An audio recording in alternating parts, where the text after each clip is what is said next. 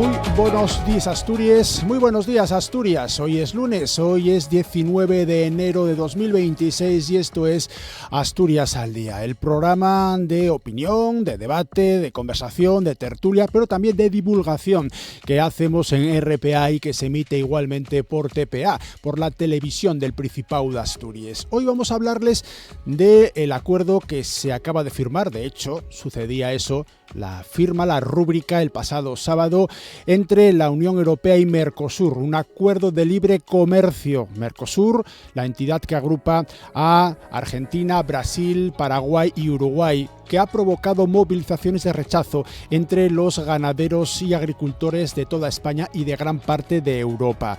¿Cómo afecta esto a Asturias tras la nueva tractorada del pasado viernes en Ubieu? Vamos a hablar en los próximos minutos con nuestros contertulios sobre este asunto. La segunda parte, dedicada a la edición. Ya saben que mantenemos una colaboración periódica con el gremio de editores y editoras de Asturias. Hoy es el turno de La Semella. Se trata de una iniciativa ubicada en Noreña que presume de hacer libros kilómetro cero. Sí, kilómetro cero, porque el objetivo de La Semella es que todo el proceso se realice en Asturias, desde la impresión, la encuadernación o la distribución. Estará con nosotros Marino Córdoba, junto a Toño Martínez, responsable de la editorial La Semella. Y si en la segunda parte hablamos de editoriales, en la tercera lo haremos de libros relacionados con cine y con mucho más, porque es un proyecto multidisciplinar que incluye libros, que incluye exposiciones y, por supuesto, cine. Eso es de lo que vamos a hablar con Cristina Rodríguez Paz, es la directora de Aunque seamos islas. Se estrena en los cines Embajadores Foncalada en Ubieu este próximo sábado, el día 24. Una directora asturiana con una película de carretera en busca de las 6 últimas fareras de España. Mirada femenina para reconocer la aventura vital de unas mujeres singulares, protagonistas de un oficio, el de farero, el de farera, que está a punto de extinguirse. Todo esto y más en Asturias al Día, que comienza ya. Asturias al Día, con Nacio Varillas. Y con Amor Argüelles en la realización en técnica de un programa que se centra hoy en Mercosur. El sábado se firmaba en Paraguay el acuerdo de libre comercio entre la Unión Europea y Mercosur, la entidad que agrupa a Argentina, Brasil, Paraguay y Uruguay. Esto provoca movilizaciones de rechazo entre ganaderos y agricultores de toda España, de gran parte de Europa. Aquí en Asturias el pasado viernes había una tractorada. La Unión Europea, concretamente la presidenta de la Comisión Europea, Ursula von der Leyen, presume de que el acuerdo de libre comercio con Mercosur se crea con ello la mayor zona de libre comercio del mundo por población y por PIB combinados. Calcula que conllevará un aumento del comercio, incluyendo importaciones y exportaciones, del 38%.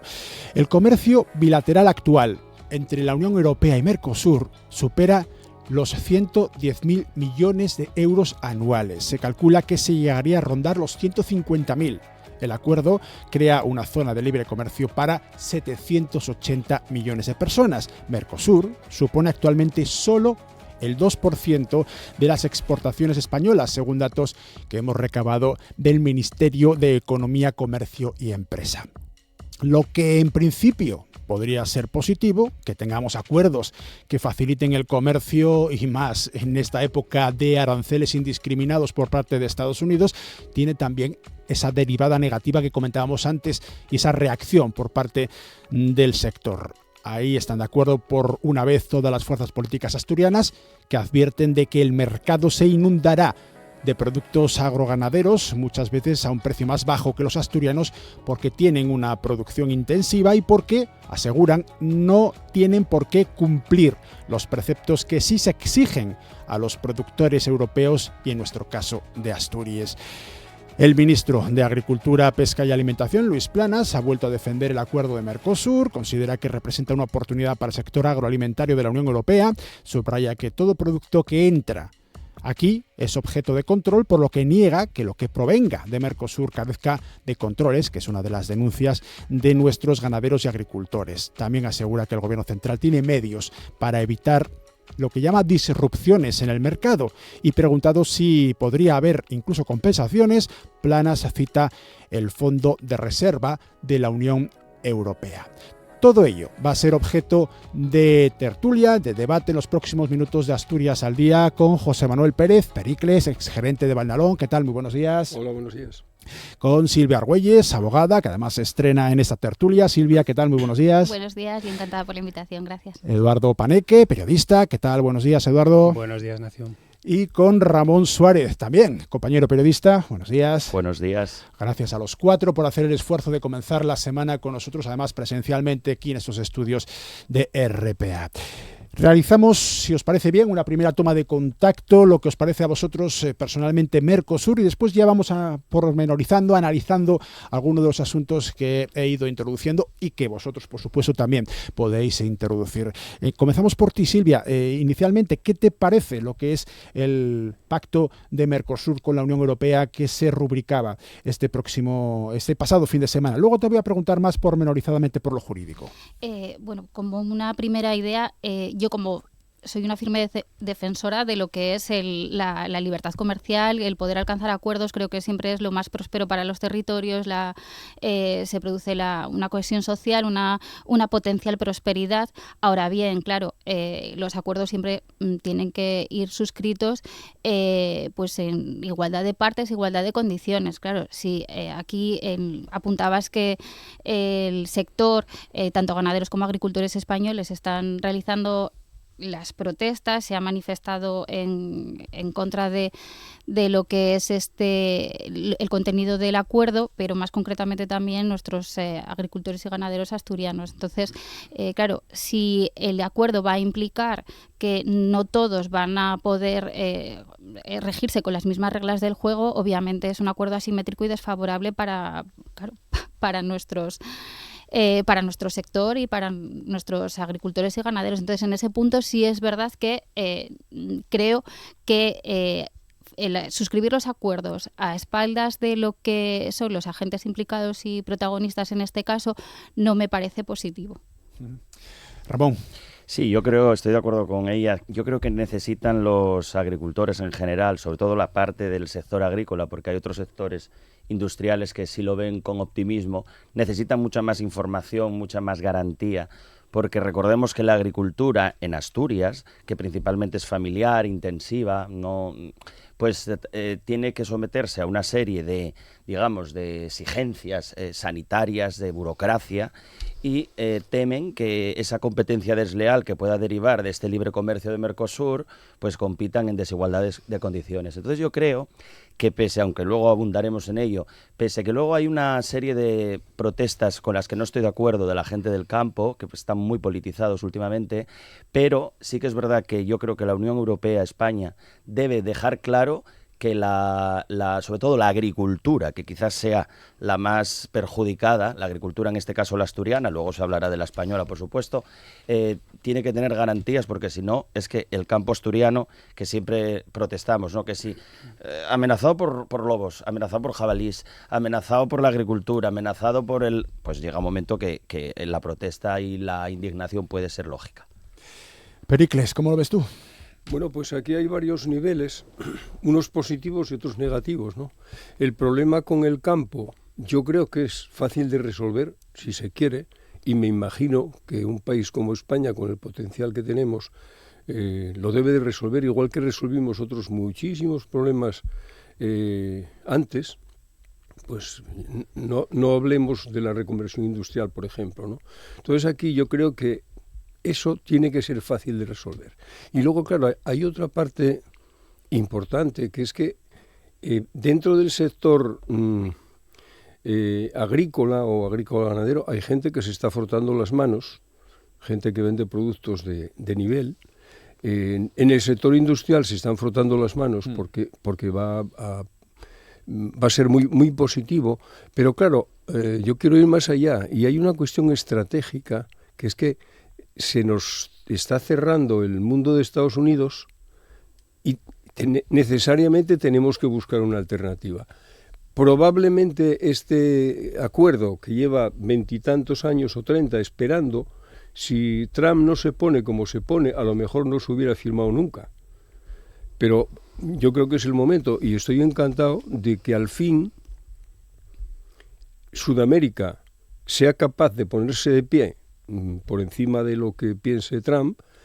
Y luego otra cuestión estratégica, que es que Brasil, ahora mismo yo creo que ponerse al rebufo de Brasil es importantísimo. Brasil es un gran país que está eclosionando y que va a tener mucho que decir a nivel mundial.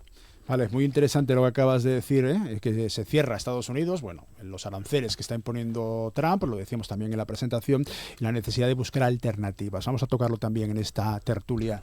Eduardo, primera toma de posición. Voy a hacer casi un resumen de todos los compañeros. Por sumar un poco, me sumo un poco a las opiniones, cogiendo un poco de cada uno de ellos. Sí que es cierto que el acuerdo con Mercosur ni es útil ni es maligno por sí mismo. Es un acuerdo donde tiene una serie de sectores a los que les beneficia, después hablaremos de ellos, y otros como el campo asturiano, que es a los que los perjudica, ¿no? Aquí es precisamente donde tiene que entrar la política, es donde tiene que entrar precisamente a corregir esas desigualdades. Y decía Pericles, efectivamente, estamos desde la presidencia de Trump en una agitación del todo el tablero geopolítico mundial, con unas relaciones comerciales absolutamente inestables.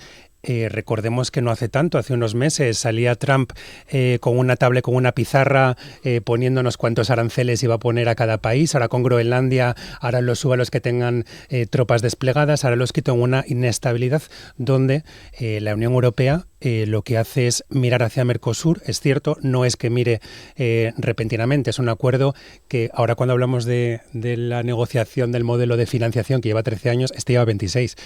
Todavía los políticos españoles están todavía lejos de batir las marcas, ¿no? Pero lleva tiempo, y es verdad que a raíz de ese convulso escenario probablemente es lo que hace que se acelere este acuerdo. Ojo, un acuerdo que, aunque vimos la foto y vimos a Ursula von der Leyen en Asunción, todavía tiene que ser ratificado por el Parlamento Europeo dentro de unos meses. Se entiende que se aprobará a pesar de las reticencias de Francia, pero bueno, todavía no está ratificado por el Parlamento. Y como ya decíais, hay unos sectores también asturianos que se ven beneficiados, como el acero. Incluso podemos irnos a otros ejemplos que citaba también creo que el ministro Luis Planas en la entrevista este fin de semana que dábamos en El Comercio, como pueden ser los quesos, las denominaciones de origen, incluso puede ser la sidra, está por ver de qué forma, y el gran perjudicado que es la carne. La carne, porque entra en competición, antes lo decía Ramón, con las carnes, con la producción argentina, que es la más importante del mundo, con una producción en la que lo que dicen es: vamos a competir en desigualdad de condiciones. Bueno, compitamos, pero es que ahora van a llegar unos productos. El ministro lo desmentía en la entrevista. Esto, bueno, pues será que hay una falta de pedagogía o de explicación, ¿no? Pero se va a competir, o van a competir los productores asturianos con un producto que tiene menos costes laborales, tiene menos inspecciones o menos requisitos sanitarios, medioambientales, que los que hay aquí. Entonces, competir en desigualdad de condiciones evidentemente es algo que no es justo. ¿De qué estamos hablando exactamente? Y ahí la figura de Silvia es importante, no es experta en temas internacionales, pero sí es jurista, sí es abogada, Silvia Argüelles, y nos gustaría, bueno, pues matizar, ¿no? Porque el Ministerio de Economía, Comercio y Empresa subraya que es un acuerdo que tiene 13 pilares, es un diálogo político, de cooperación y de comercio. En un acuerdo comercial, sí, pero no un tratado de libre comercio. Técnicamente, todo tratado de libre comercio es un acuerdo comercial, pero no todo acuerdo comercial es un tratado de libre comercio. Es decir, el tratado de libre comercio es una versión, diríamos, más ambiciosa, más completa que un acuerdo comercial, Silvia. Bueno, entiendo que en este caso hay unas expectativas políticas que van más allá de lo que dices, de lo que es el comercio de productos, sino que exista una cooperación real entre países, donde haya un diálogo mutuo a nivel político y donde eso vaya mucho más allá de lo que es simplemente la mera importación y exportación de productos, cosa que eso es muy positivo, porque además en España tenemos unos vínculos y unos lazos históricos económicos, culturales, son nuestros hermanos en Sudamérica de la hispanidad, y entonces eso claro que es muy positivo. Pero claro, el problema y lo que ahondábamos que hemos comentado, claro, si se va a establecer una competencia desleal en los productos, es verdad que hay sectores que sí que lo ven positivo, pero al final el eslabón más débil, que es el agricultor, ganadería, sobre todo la nuestra en Asturias, que no tienen las expectativas de una logística potente que vaya a suponer grandes partidas e ingentes de crecimiento económico que vayan a importar hacia afuera, sino que el perfil mayoritario de sus consumidores a nivel nacional se van a ver muy perjudicados. Entonces, claro, tiene que haber una proporción, entiendo, y una compensación entre lo que va a suponer el impacto positivo, que insisto, me parece muy positivo, que sea un acuerdo ambicioso que vaya mucho más allá de lo que es el comercio de productos, sino que haya un acercamiento estrecho que implica, entiendo, incluso acuerdos políticos, no solo sino más allá, que puedan producirse a futuro entre ambos hemisferios. Pero, claro, eso tiene que apoyarse. Creo que además estamos en la línea toda la mesa, con mayor pedagogía a la hora de explicar, porque sí que hay como una especie de oscurantismo, y creo que eso es lo que también produce el recelo en el sector que se está manifestando en contra.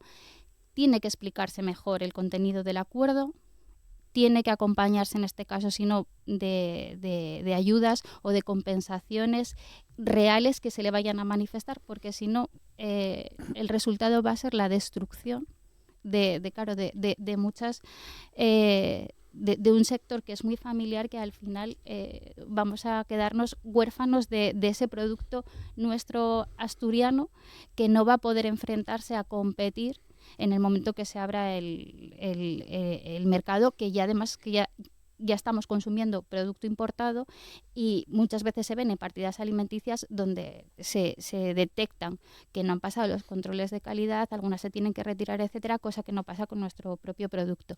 Claro, al final el consumidor, ¿en qué se decide? Es que al final el bolsillo de las familias es lo que va a preponderar. Y tienes que escoger, y además como está la cesta de la compra, eso va a suponer un impacto muy importante. Vamos a tocarlo también desde el punto de vista del consumidor, porque creo que es otra de las patas interesantes sobre este asunto del acuerdo entre la Unión Europea y Mercosur. Lo que sí me gustaría, Silvia, y voy a abusar un poco de tu categoría como jurista, es explicar cuál es el procedimiento jurídico que apuntaba también antes Ramón. El sábado se acuerda porque ya la Comisión Europea ha dado el visto bueno, pero ahora tiene que ratificarlo el Parlamento Europeo, y ahí hay que votar otra vez. Por ejemplo, los nuestros, tanto Jonás como la eurodiputada Susana Solís del Partido Popular, Jonás Fernández del Partido Socialista, los dos asturianos.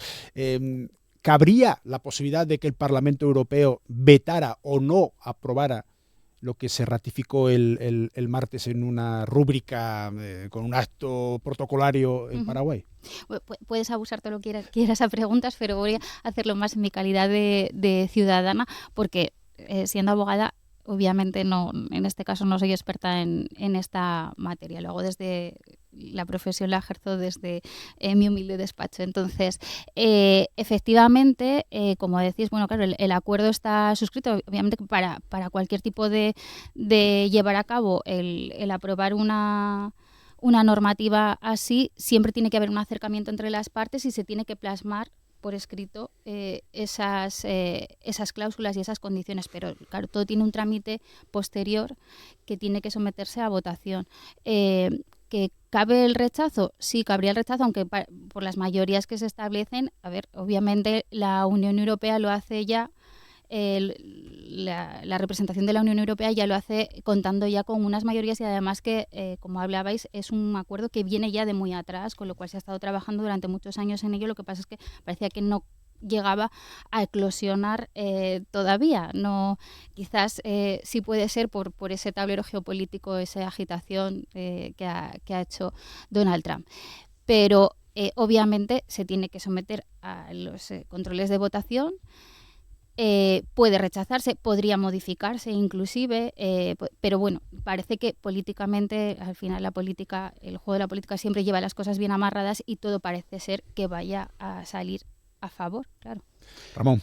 Eduardo, yo no creo que... Perdón, Eduardo Paneque. Hemos cambiado aquí las sillas. Eduardo Paneque a mi izquierda. Hemos hecho aquí un juego de sillas que hemos hecho tal. No, es verdad que yo antes apuntaba que daba la ratificación en el Parlamento Europeo por los pronunciamientos de los partidos políticos, y tenemos el caso español, decías, ¿no? Tanto Jonas Fernández como Sana Solís, hasta ahora se han contado mucho más las ventajas que los inconvenientes, y lo que yo entiendo es que la política europea tendrá que avanzar en alguna de las formas o subvenciones o formas de paliar esos posibles la forma en la que el campo, no solamente el campo asturiano, hablamos del campo asturiano porque es donde estamos, pero si recordáis, ya cuando España entró en la Unión Europea, todos recordamos los camiones con los franceses, los camiones españoles, cuando entró España y muchos años después. Sí.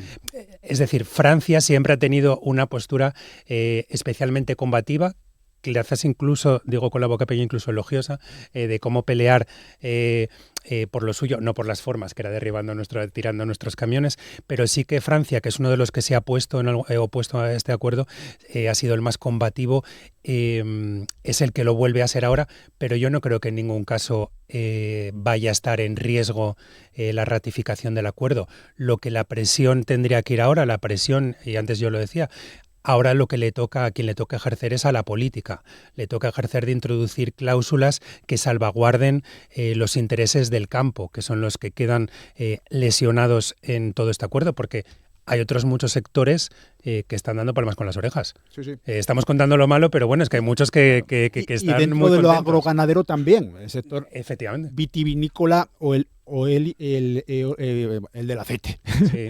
Esos están bastante contentos con el asunto. Claro. O sea que... Por eso no creo que corra ningún peligro. Pericles. Bueno, lo primero que creo que necesitamos es tranquilidad. El señor de Estados Unidos, el señor del mundo, pues está todos los días agitando el tema. Oye, déjenos en paz. O sea, haga lo que tenga que hacer y déjenos en paz. Ahora, como te portaste mal y mandaste gente a Groenlandia, entonces ahora 15, te subo, o 1 en algunos casos. No sé qué. Vamos a ver. Y alguno lo ha quitado rápido, ¿eh? No vaya a ser. Sí, claro. Sí. Entonces, yo creo que esto significa que Europa, que estábamos esperando que Europa hiciera algo, porque estábamos como tontos ahí esperando a ver qué pasaba, a ver qué decía el abuelito un poco más adelante. Bueno, entonces, esto es un puñetazo encima del tablero y dice, bueno, nosotros ahora vamos por aquí. Y encima, vamos al patio de Estados Unidos de siempre, al patio de atrás, que era en Latinoamérica, ¿no? O sea, me alegro por todo, también por eso. Bueno, entonces, lo primero, tranquilidad. Los problemas que tengamos que resolver se van a resolver porque tenemos experiencia. Hay una cosa que asegura la gente que está en el ajo y es que va a haber unos controles como los que puede haber en Europa. Y hombre, otra cosa sería, creo que sería mala para todos. O sea, entonces la pedagogía con los agricultores no existió. O sea, todo esto se lo tenían que haber explicado a los agricultores hace mucho más tiempo, ¿no? Entonces, parece que eso es seguro. Y luego hay otra cosa, que hay unos límites de cantidad, que eso también es muy importante. Si de repente nos está invadiendo un producto determinado que pasa, no sé, me parece que es del 1,3% de lo que se mueva en Europa, se para, se interrumpe. O algún problema que pueda haber de calidad o otras cosas, ¿no? Me causa bastante risa que Rioja también está montando follón y a ver de dónde son los productos que comemos de La Rioja. No sé si miráis, pero son de Colombia. Claro, entonces ya estás, o sea, tú ya lo estás haciendo, luego los que lo estáis haciendo os vais a beneficiar. Otra cosa es los que no lo están haciendo, pero eso es posible hoy y ya digo, tú en un bote de cualquier cosa de estas de La Rioja, pues te puede aparecer de cualquier parte de Latinoamérica generalmente, ¿no? Bueno, pues eso ya está ahí y sin embargo los riojanos están también montando follón. Y eso que tienen una de las producciones vitivinícolas de más prestigio, no la mayor es la de La Mancha, pero de más prestigio del mundo. Bueno, el de Muga ayer daba con las orejas, o sea, los vinos Muga, los de un cierto nivel están como locos. Claro. Porque encima, claro, es que encima hay otra cosa también, que le vamos a quitar mercado a Estados Unidos. En muchos temas le vamos a quitar mercado a Estados Unidos en Mercosur. Ramón. Es que todo esto, y estoy muy de acuerdo con lo que dice Pericles, todo esto se acelera por la política internacional de Trump y por todo el tablero que está generando. Yo creo que hay que tener claro, Trump antes nos puso aranceles, que por cierto hay asociaciones de agricultores que no armaron tanto revuelo cuando los aranceles de Trump, y eso también habría que ver por qué están tan ideologizadas algunas. Y luego también otra cosa, vamos a ver, el libre mercado no quiere decir que de repente todo pueda entrar de cualquier manera, de cualquier fórmula. Hay cláusulas espejo, hay lo que apuntó Pericles, se van a contabilizar pérdidas, se van a poner porcentajes de medición para saber qué sector se está viendo afectado e implementar ayudas a corto plazo más rápidas y eficaces. Evidentemente, claro que ha faltado pedagogía, porque esto se ha acelerado precisamente por el tema de Trump. Yo incidiría también en otra cosa, en la seguridad alimentaria. Eso sí me parece que tiene que ser escrupulosamente medido. Aquí en Europa, por ejemplo, recuerdo cuando personas de países orientales vinieron a ver hace años cómo se cultivaba la fresa en Huelva para cultivarla luego en esas zonas. Recuerdo que Alemania, los colegios alemanes, dejaron de comprar la fresa Huelva durante un tiempo y compraron fresas de países orientales y tuvieron una serie de problemas gastrointestinales serios, ¿no? Entonces, el tema de la seguridad alimentaria, hoy que estamos tan concienciados, estamos muy concienciados con lo que estamos comiendo, tanto por los productos fitosanitarios como por la calidad vitamínica de los productos. Entonces, yo creo que ahí también la Unión Europea debe, con sus políticas, tranquilizar, por un lado, a los agricultores y tranquilizar, por un lado, a los consumidores. Yo creo que se puede hacer y, por supuesto, yo tranquilizaría a la gente porque realmente esto no es libre comercio, como dije anteriormente, a la ligera. No, hay unas cláusulas espejo, hay una especie se contemplan una especie de medida y de sectores estratégicos. Entonces yo creo que la parte negativa más o menos se está intentando solventar. Y luego tocaría hablar de lo positivo, que es muy positivo. Por ejemplo, en Murcia, la huerta murciana, parece ser que las frutas tipo nectarina, melocotón se van a ver favorecidas. Otro tipo a lo mejor no. El sector vitivinícola que apuntabais antes, los quesos y luego los sectores industriales. Y luego también que es que Europa, que ha estado dormida, bastante dormida, porque ahora el tablero internacional está formado por China, Rusia, Europa y Estados Unidos, Europa tiene que buscar socios, ya que Estados Unidos de repente pues nos ha convertido casi en sus principales enemigos, no solo por lo que dice de nosotros, sino por lo que hace con nosotros. Entonces, bueno, yo apelaría a la tranquilidad y a la pedagogía.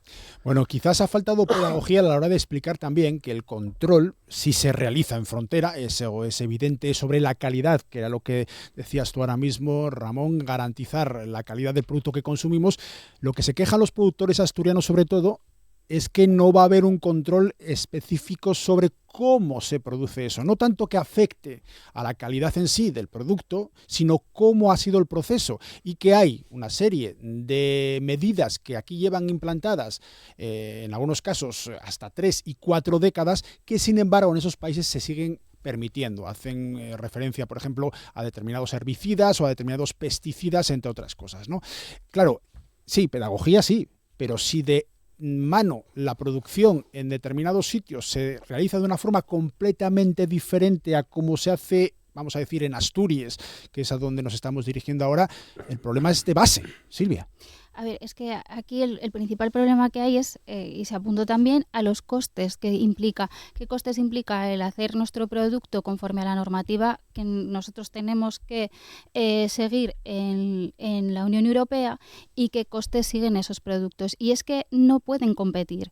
Efectivamente, es verdad que Europa de unos años para acá está en una posición muy irrelevante y tiene que volver a coger protagonismo en el terreno geopolítico, pero no a base de darnos bofetadas a nosotros mismos ni un tiro en el pie. Es muy positivo el que consigamos acuerdos, insisto, con Sudamérica, porque además es que tenemos lazos muy fuertes con ese continente, pero no a base de perjudicar muy seriamente la producción de nuestro propio producto, porque aquí, claro, es que no se está hablando de sectores, el sector en general, habéis apuntado productos muy específicos, los que se están viendo el acuerdo positivo y están aplaudiendo, aceite, vinos, no cualquier vino también, vinos de élite, que yo no sé, yo en esta mesa no suelo tomarlos en la copa todos los días, o sea que no me va a beneficiar en nada como consumidora. El sector industrial se va a ver favorecido, pero es que hay muchos productos, o sea, frutas, las hortalizas, la carne, lo que estamos hablando, claro, echando números a mí no me salen las cuentas porque son muy pocos los que parece que lo ven positivo, pero muchos otros que están viendo, que están apuntando de que va a haber consecuencias muy negativas. Yo, contrariamente a lo que se opina, no creo que los ganaderos se manifiesten, los ganaderos y agricultores nuestros se manifiesten por gusto, ni por ningún tipo de ideología. Creo que el campo y nuestros ganaderos llevan mucho tiempo quejándose de su situación, y ahí están los datos, el histórico de datos que tenemos, llevan mucho tiempo muy achuchados, aguantando mucho, y esto, el miedo que hay, y creo que es legítimo, es que esto pueda ser la estocada final. Entonces, al final, claro, la estocada final, destrucción de una gran parte de nuestro sector porque el aceite se va a consumir más y vamos a chinchar a Trump. Es que eso no, el argumento no lo encuentro consistente. Entonces, a ver, hay que hablar más con el sector. Es que hay que hablar con el sector, no se pueden llegar a acuerdos. Los políticos son representantes nuestros y no pueden llegar a acuerdos a espaldas de lo que opinen los agentes implicados y protagonistas. Entonces, hay que hablar, porque precisamente para tranquilizar es precisamente esa comunicación que no se ha dado.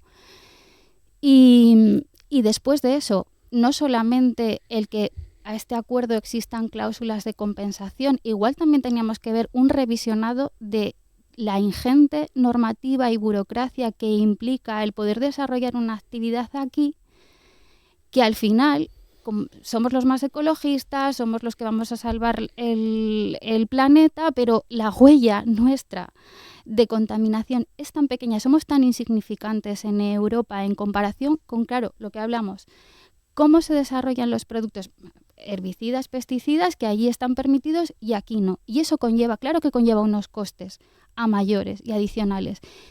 Que no el consumidor, si al final le estamos diciendo esto es un acuerdo muy positivo porque la calidad del producto no se va a ver tocada, entonces el consumidor está tranquilo porque yo como consumidor final lo que voy a poder consumir, independientemente de dónde esté el origen del producto, no me va a afectar, es un buen producto de calidad. Pero al final, entonces, a igualdad de productos, ¿qué va a haber? El ama de casa o el amo de casa, el señora que vayan a comprar, el padre de familia y la madre de familia cuando van a hacer la cesta de la compra, que está disparada.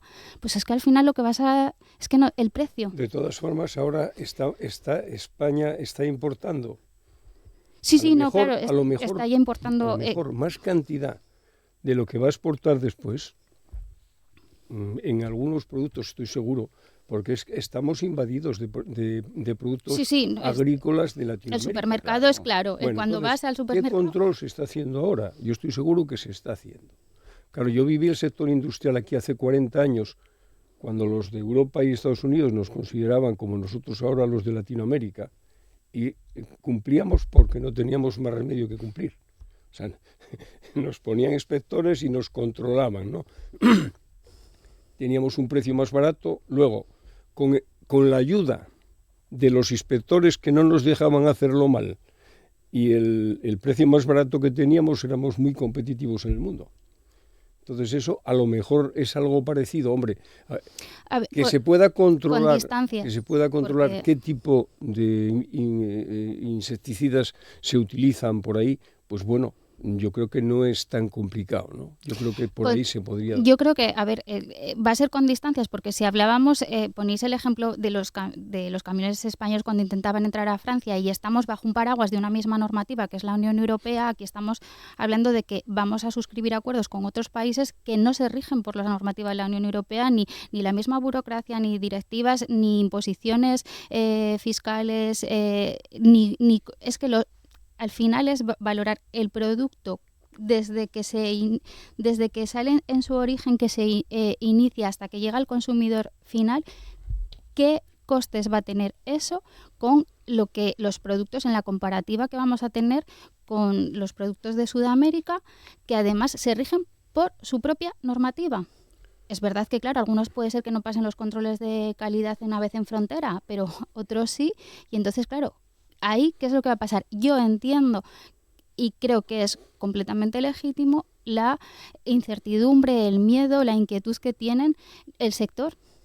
Yo lo que pasa es que creo que la incertidumbre o la confusión sí que creo que en parte también ha venido derivada de la propia política, porque si tenemos a unos firmantes del acuerdo y además de un mismo partido político y de una misma ideología, defendiendo además el acuerdo con Mercosur, tenemos una entrevista de la que nos hemos referido de Luis Planas, y después tenemos políticos en Asturias que se están sumando a las manifestaciones el viernes. El mensaje al final sí que creo que acaba siendo confuso. Claro. Que haya me refiero incluso dentro de los mismos firmantes, porque antes además preguntabas por qué harían los eurodiputados asturianos. Bueno, si es que nosotros mismos aquí, desgranando una parte del acuerdo, creo que hay una cierta coincidencia y creo que es más o menos entendible. Bueno, luego al final son los políticos los que están generando un clima de confusión. Claro, pero en Asturias hay gobierno progresista. En España hay gobierno progresista. En Europa manda clarísimamente el Partido Popular Europeo. Hay un gobierno conservador. Las tendencias mundiales es hacia una derechización. La política aquí también influye y, como comentabas ahora mismo, Eduardo... Y en Argentina, Milei, amigo de Trump. Por cierto, Argentina es la más beneficiada porque ha recibido ayuda de Trump, por un lado, y ahora va a recibir esa benevolencia de comercio con Europa. La Argentina de Milei se va a ver muy beneficiada. Pero a la manifestación del viernes, a la tractorada, acudían representantes de los 6 grupos, de las 6 fuerzas que están en representación en el Parlamento asturiano. Claro, te estás oponiendo, en el caso, vamos a decir, de los representados en el gobierno asturiano, a lo que está mandando tu gobierno, que es del mismo signo tuyo. O sea, todo es un Claro, es que era una confusión. El viernes a mí me resultaba, especialmente confuso. Vamos a ver, las protestas y las reivindicaciones del sector agrícola y ganadero son perfectamente legítimas y solo faltaba que nosotros veamos y que vivimos en concreto en Asturias, donde el modelo es de una ganadería extensiva que además contribuye a la prevención de incendios en los pastos, que tiene un abanico mayor. Es verdad que en Argentina, que en Argentina es distinto y es intensivo. Bueno, también es cierto, pero no necesariamente A es igual a B. Quiero decir que también al mismo tiempo hay que analizar, y antes lo comentabais, cuáles son esos otros mecanismos que sí que vienen recogidos en el acuerdo, como pueden ser las cláusulas espejo, o que eso se traslade en una exigencia, o que también se traslade en una exigencia el establecimiento de cupos, como además la Unión Europea ya tiene trayectoria en hacerlos en los acuerdos con Canadá en el caso del sector lácteo, en los acuerdos con Japón a la inversa para proteger el arroz japonés. Quiero decir que sí que existen esa protección específica de alimentos. Entonces sí que creo que el viernes, y en concreto en Asturias, yo no tengo muy claro cuál es el mensaje que se estaba lanzando, la verdad. Es que yo creo que aquí en Asturias el sector ganadero, y también yo en eso me solidarizo y empatizo con ellos, con el tema no solo de la agricultura, sino con el tema del lobo, con el tema de los incendios, del jabalí, tiene un peso simbólico en la población, y la mayoría de la gente considera, y en parte es verdad, considera que está desatendido y que hay que proteger, porque nuestro campo tiene muchas especificidades, tiene una ganadería intensiva, también tiene muchas ganaderías familiares, tiene una agricultura con unas peculiaridades que no es la misma que la del campo andaluz o el campo manchego.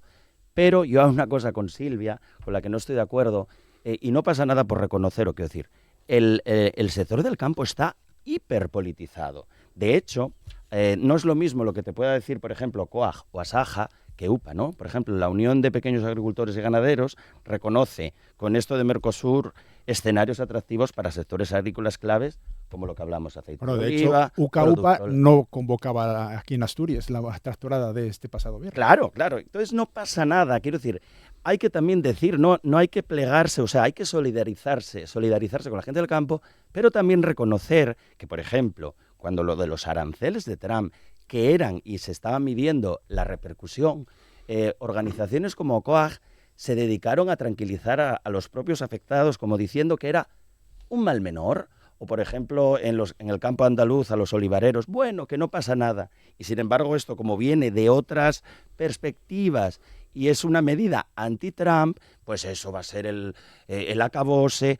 Ojo, y no lo digo solo por esa parte, ¿eh? Luego también hay que reconocer que el sector de los ecologistas, que a veces es, desde mi punto de vista, un poco radical, también lo ve como muy catastrofista, y la parte de Unidas Podemos, que, han dicho que esto va a reventar el campo español.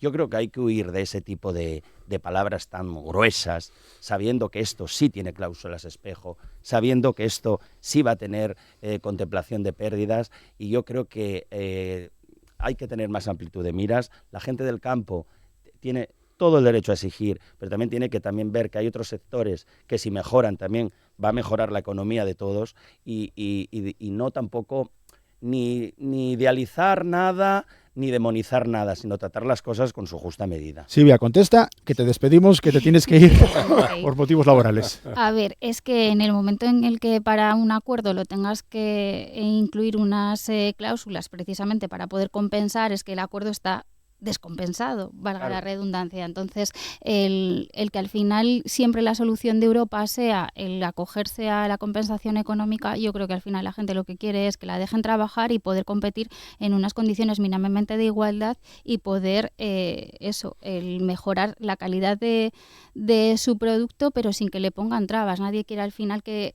tener que vivir, trabajar subvencionado, porque al final es quedarte al arbur de la compensación económica, que te llegue o no, porque si no eso depende de que tú puedas continuar con tu actividad.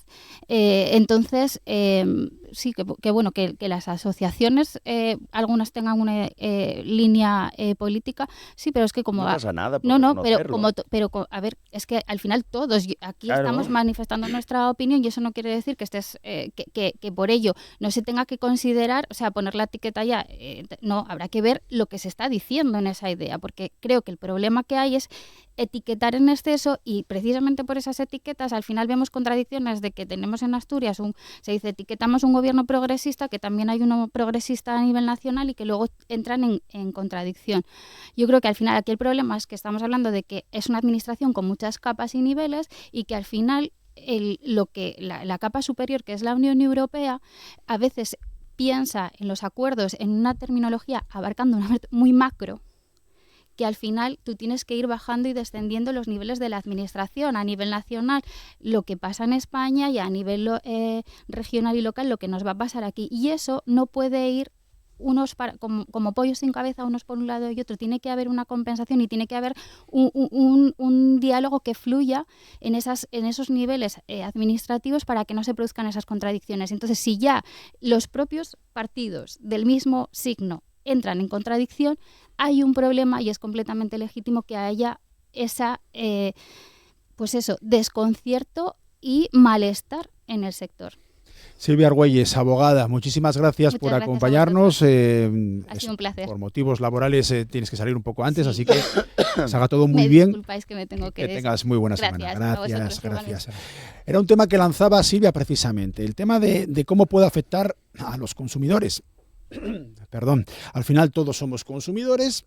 ¿Es bueno o malo este acuerdo de libre comercio entre la Unión Europea y Mercosur? Si no hay aranceles, se aumentan los productos procedentes de Argentina, Brasil, Uruguay y Paraguay, ¿es lógico pensar que los precios van a bajar? La cesta de la compra, recordamos, ha subido otro 4,1% en diciembre, muy por encima del IPC general, que fue del 3% en el caso de Asturias. Consumidores, ¿tenemos que ser optimistas o no, Pericles? Bueno, según está el mercado, iba a decir que casi dudo que podamos conseguir alguna rebaja, ¿no? creo que uno de los motivos de este acuerdo sería precisamente, ya que quitamos aranceles, vamos a conseguir productos más baratos. Luego hay algo por ahí en el intermedio, que son los intermediarios. Claro, intermedio. Que lo acaban jorobando todo, ¿no? Espero que las autoridades tomen carta en ese tema también, porque claro, estamos hablando de que todavía le vamos a dar más beneficios a los intermediarios, y yo creo que eso no puede ser. Bueno, pues hay duda, o sea que yo tengo duda, no sé si decir que desde luego bajar no van a bajar y que habrá que rezar para que no suban. Ramón, Eduardo, ¿cómo lo veis vosotros? Yo me parecería muy aventurado decir subir o bajar, porque sería aplicar una serie de conocimientos económicos que no tengo.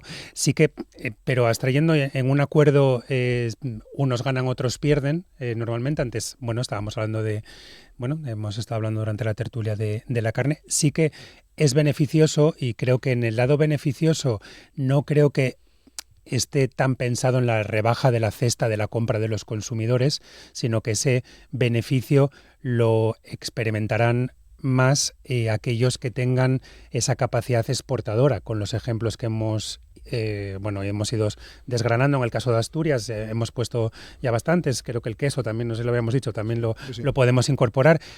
Creo que el beneficio irá más por esa parte, que nuestro propio bolsillo de la cesta de la compra probablemente no tendrá una incidencia directa. En cualquier caso, no lo va a tener durante este año, porque ni siquiera el acuerdo se va a implementar, y lo que sí que estamos asistiendo es a un despliegue, por quedarnos en Asturias, a un despliegue del gobierno asturiano. Ya lo había hecho con las primeras amenazas de aranceles de Trump, estableciendo una estrategia, y precisamente en aquel momento ya decía el presidente Adrián Barbón la necesidad de mirar hacia Mercosur. Esto ya fue hace bastantes meses. Ahora, a través de Asturex también se está poniendo, creo que se va a abrir también una oficina en Brasil. Se está intentando ayudar y llevar de la mano a las empresas asturianas y esa capacidad exportadora. Pero respondiendo a tu pregunta, esto respecto al consumidor, pues yo creo que el consumidor es el primero que nos pregunta por ello, porque poco se ha hablado hasta ahora de cómo va nuestro bolsillo. Claro. ¿Cómo lo ves tú, Ramón? A ver, sí, yo tras diferentes tratados de libre comercio, que es que cuando decimos también libre comercio parece que es libre, como dije antes, ¿eh?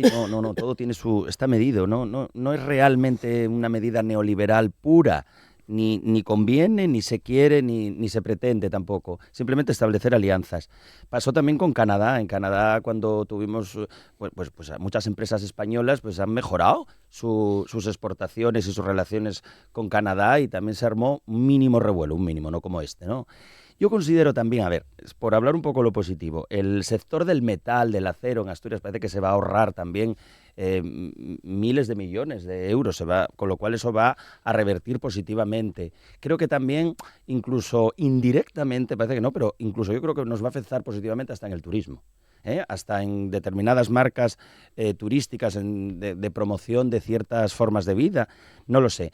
Yo lo que pasa que lo que me chirría un poco es que el campo español, la política agraria comunitaria que se inventó después de la Segunda Guerra Mundial para garantizar suministros y demás, el campo español lleva, porque antes Silvia decía, no, es que la gente no quiere estar subvencionada. No pasa nada, el campo español tiene muchas subvenciones, muchas protecciones, porque frente a un mundo globalizado, frente a un mundo en el que competimos con países que no tienen los mismos regímenes laborales, no tienen las mismas coste de vida, pues lógicamente, si queremos mantener un campo, si queremos que todavía en Asturias haya alguna huerta, que vayamos a Castilla y haya cereales, y vayamos a Andalucía y haya olivares, pues claro que hay ayudas de siempre. Entonces yo creo que yo sobre todo incidiría en eso, y también en la pedagogía, por supuesto, pero que no nos vamos a quedar desabastecidos de ayuda, y que esto probablemente va a mejorar las economías también de Brasil, porque mira, por ejemplo, de Brasil Brasil va a vender materiales como, arrabio, níquel, niobio. Quiero decir que va a haber unas relaciones comerciales que van a poner coto y freno a esa ambición, a esa codicia de Estados Unidos, que quiere erigirse como el único socio del mundo y el único que mande. Yo creo que no pasa nada por reconocer que el campo está subvencionado y que se va a tener que seguir subvencionando. Bueno, entre los productos que quizás se vean beneficiados, ya hemos mencionado el del aceite y el del vino, también gran parte de la industria que estabas mencionando tú ahora mismo, Ramón. Vamos a dar algún dato: maquinaria, aparatos, químicos y farmacéuticos. La farmacia parece que puede ser uno de los sectores, la farmacia, me refiero a europea y española, que más beneficio obtenga de este acuerdo con Mercosur. También los equipos de transportes. En el caso concreto del acero y el metal, lo leíamos, hacías tu referencia antes, Eduardo, a la entrevista del ministro Planas en El Comercio. La Nueva España hoy saca datos de UNESID, la patronal siderúrgica a la que pertenece ArcelorMittal, una empresa que recordamos con 5.000 empleos aquí en Asturias. Este pacto con Mercosur considera que es positivo porque asegura eliminará progresivamente los aranceles que actualmente gravan las exportaciones europeas a ese bloque, con una media del 12% si hablamos de productos siderúrgicos y hasta el 16% en el caso de tubos y artículos de primera transformación. De lo que se queja el sector primario en Asturias, y mencionamos carne, pero también hay que mencionar fava o hay que mencionar miel, que parece que son los tres productores más perjudicados. En algunos casos hay ganaderos y agricultores que tienen las tres cosas, que eso también se da en Asturias y en muchos otros sitios no. Es que siempre son moneda de cambio. Y al final acabamos con las subvenciones, con las compensaciones, que sí, que las tiene que haber. Pero mira, yo ahí estoy de acuerdo con Silvia en que yo estoy seguro que el campo lo que prefiere es ser autosuficiente y no necesitar ayudas. ¿Somos moneda de cambio otra vez más, Pericles? Seguro, pero es que eso a nivel comercial en el mundo, eso es lo habitual. O sea, nosotros tenemos acuerdos con todo el mundo, afortunadamente, y antes de este de Mercosur tenemos uno con México, que está allí al lado de Estados Unidos, con México, con Chile. Tenemos acuerdos donde todo esto se está entrenando.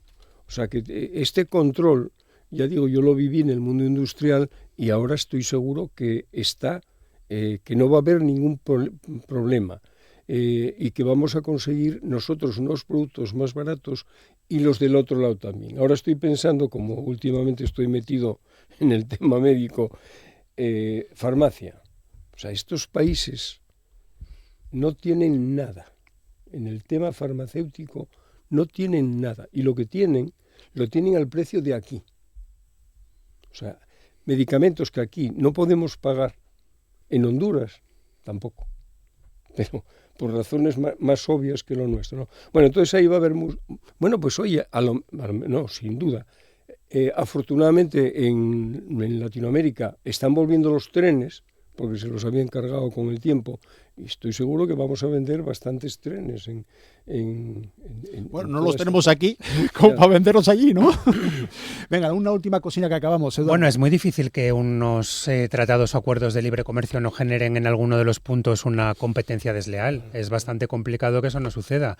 De ahí están los mecanismos que vienen después a corregirlos, ¿no? La PAC, que antes decís, no es que sea una causa-consecuencia directa, pero bueno, la PAC en cierta medida viene a corregir precisamente esa competencia desleal o esas pérdidas en costes que pudieran suponer a los sectores afectados. Yo creo que en términos generales, por concluir, creo que es un acuerdo interesante que tiene más beneficiarios tanto a nivel de Asturias y España que perjudicados y que evidentemente lo que cabe es exigir e intentar corregir en la medida de lo posible esas deficiencias para sectores muy concretos.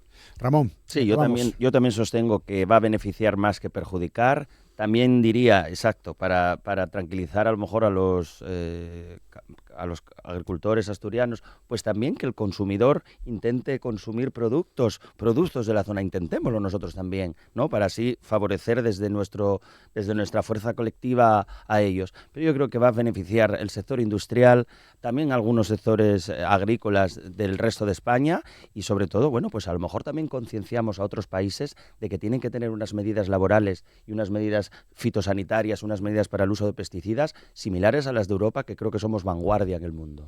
Yo consumo miel de aquí de toda la vida y está la China, porque claro, es que tenemos la miel de China aquí a menos de la mitad del coste de la nuestra. Claro. Y Ternera Asturiana, ¿no? Son marcas muy consolidadas. Claro. Bueno, pues nos vamos. José Manuel Pérez Pericles, Eduardo Paneque, Ramón Suárez y Silvia Argüelles. Muchísimas gracias a los 4 por acompañarnos para comenzar la semana en Asturias al Día. Que tengáis muy buen lunes y muy buena semana.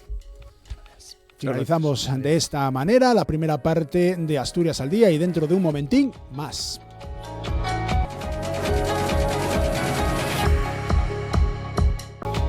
Hablamos ahora de libros y de mucho más, porque los invitados que tenemos a continuación presumen de hacer libros de kilómetro cero, es decir, desde el proceso de imprimación, pasando por la encuadernación o la distribución, todo hecho en Asturias. La idea es hacerlo de forma lo más digna y lo más espectacular posible para atraer al lector, pero que el valor añadido de la producción se quede en nuestra comunidad autónoma. Tenemos una colaboración periódica con el gremio de editores y editoras de Asturias, que hoy nos lleva hasta Noreña, hasta la editorial La Semella, que está cofundada por Toño Martínez y por Marino Córdoba. Mapi, que hoy está con nosotros. ¿Qué tal? Muy buenas. Buenos días. Muchísimas gracias por acudir a la llamada de Asturias al Día. Y un placer. Falamos de 2018 con la idea de echar a andar un proyecto en Noreña, 2 personas, Toño y tú, como comentábamos en antes, un proyecto que de mano y era una copistería, después pasó a una papelería, después convirtióse en una librería y anguaño y allí una editorial. No dejéis de medrar. Sí, la cosa fue evolucionando. Como dices, eso, nosotros entamamos a finales del 18 y la idea era esa, tener en principio una copistería, papelería. Poco a poco fue, como dices, medrando, fuimos metiendo libros, fuimos metiendo de ellas cosas. Sí que es verdad que desde un principio teníamos en la cabeza lo de ser una editorial, pero bueno, también ya éramos conscientes que estábamos entamando en un mundo que no era el nuestro, por otra parte, y entonces quisimos ir haciéndolo así poco a poco. Creo que fue una buena elección y bueno, a la vista están los resultados. Eso, a día de hoy tenemos un local el doble de grande del que teníamos cuando entamamos. A partir del muy finales, para diciembre del 21 sacamos el primer libro y nada, poco a poco fuimos creciendo como librería y como editorial y nada, estamos muy, muy contentos con el proyecto. ¿Qué tipo de libros tenéis? ¿Editáis, mejor dicho? ¿No? A ver, no tenemos un segmento, digamos, editorial al uso. Vale, no somos una editorial que edita poesía, no somos una editorial que edita fantasía, no somos muy plurales en ese sentido, vamos a decir.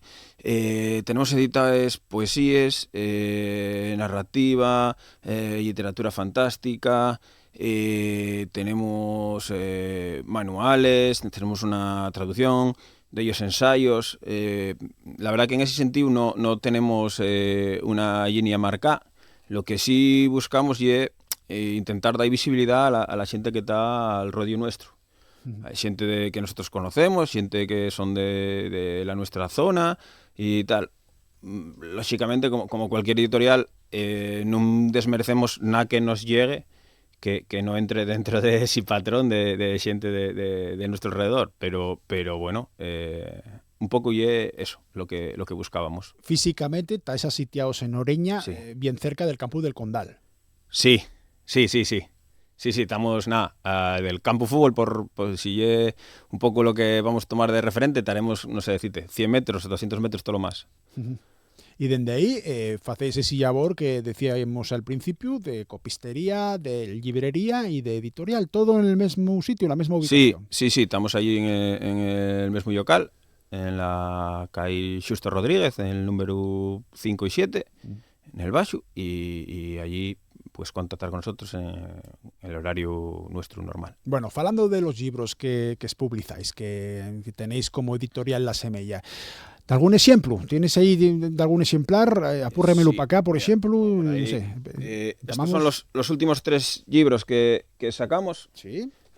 Hay, por ejemplo, pues la la pluralidade Sí. la que falábamos antes. A ver, por exemplo, Constantino Suárez, la alma fotográfica al través de La Vanguardia, una obra de María Pidal García y con... Ese libro é un estudio sobre el ¿Sí? fotógrafo Constantino Suárez. Sí, bien conocido. Sí. Ese é el más reciente que tenemos. Ahora mismo sacó María Pidal, Sí.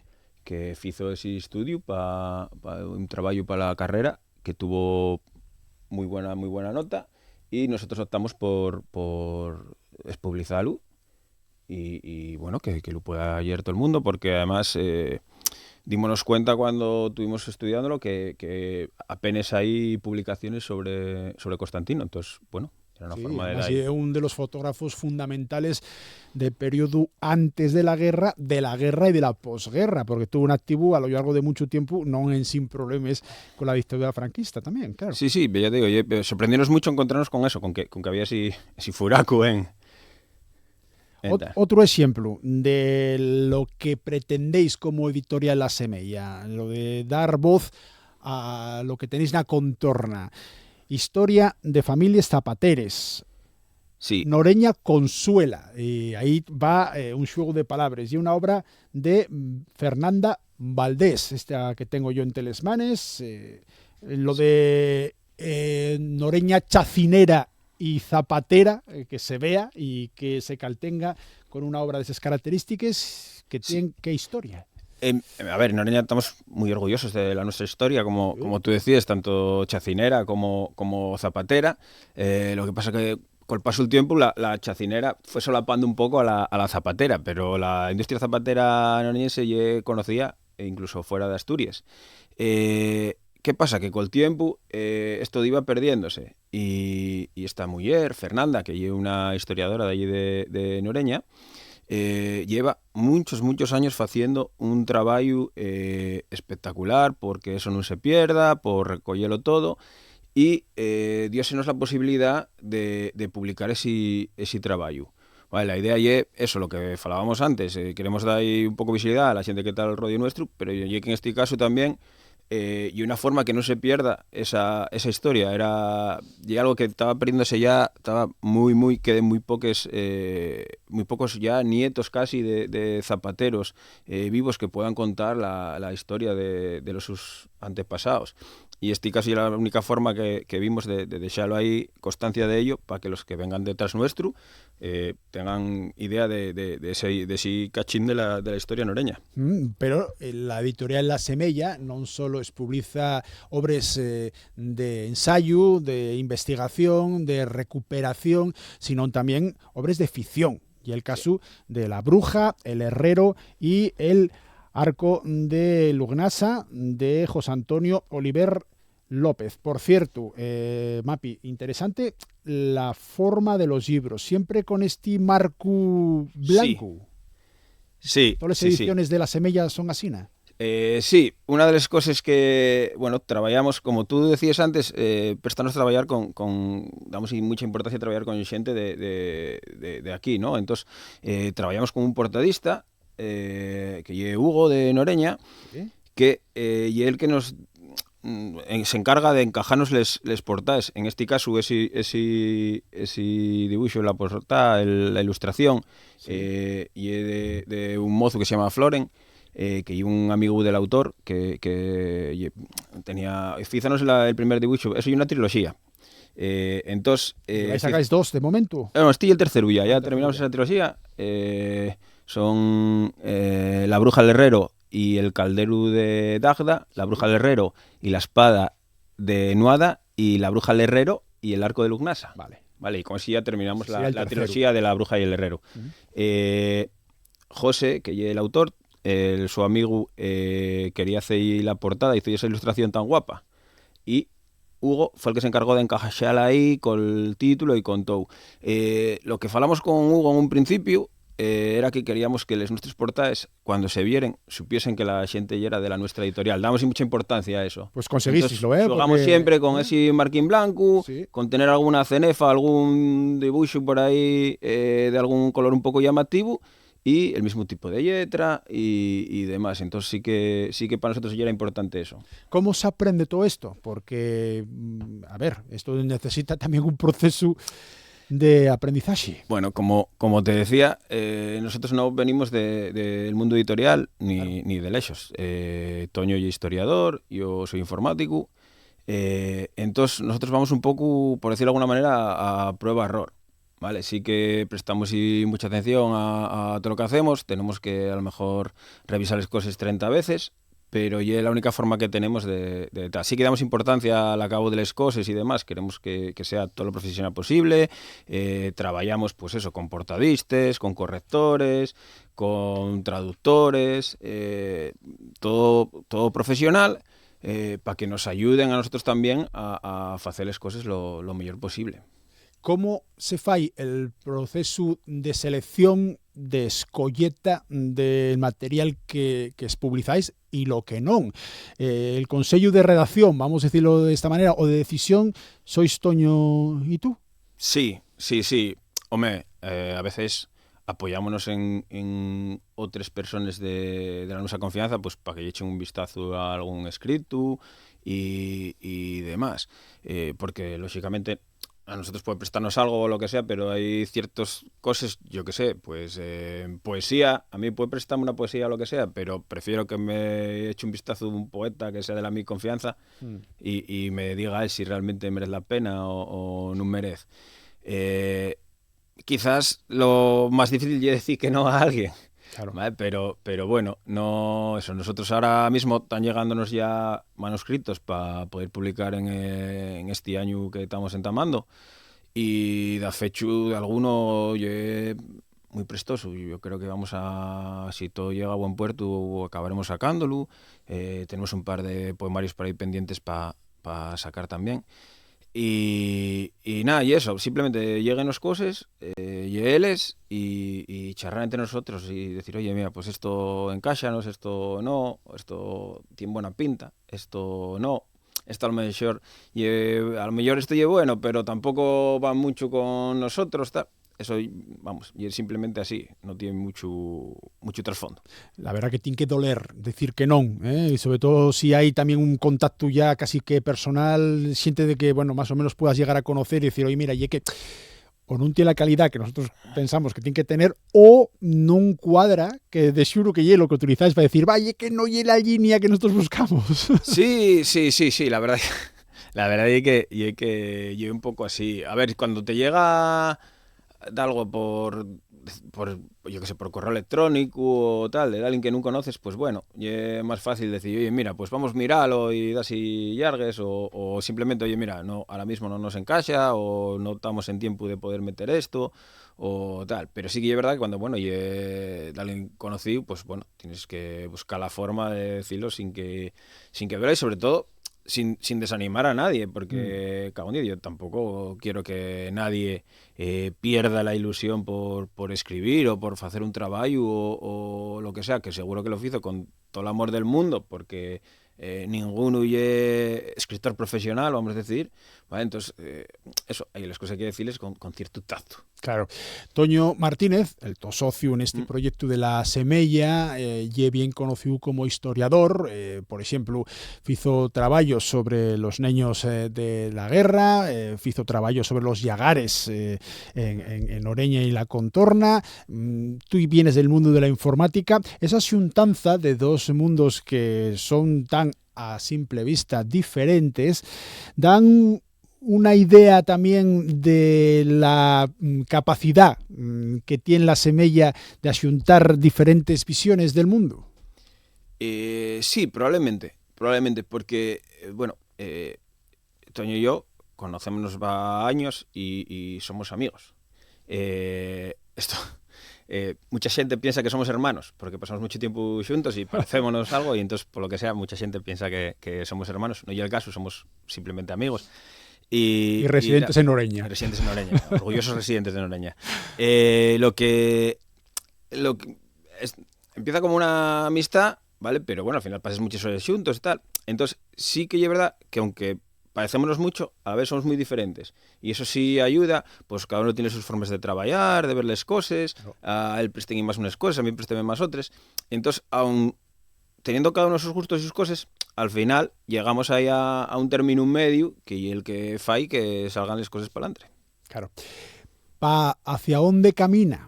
En este caso, ¿para contra dónde va la semilla? ¿Los proyectos que tengáis de mano van a seguir siendo parecidos a los que desarrollasteis a lo largo de estos últimas temporadas? Yo pienso que Mapi. sí. Creo que estamos contentos con la línea que estamos siguiendo poco a poco.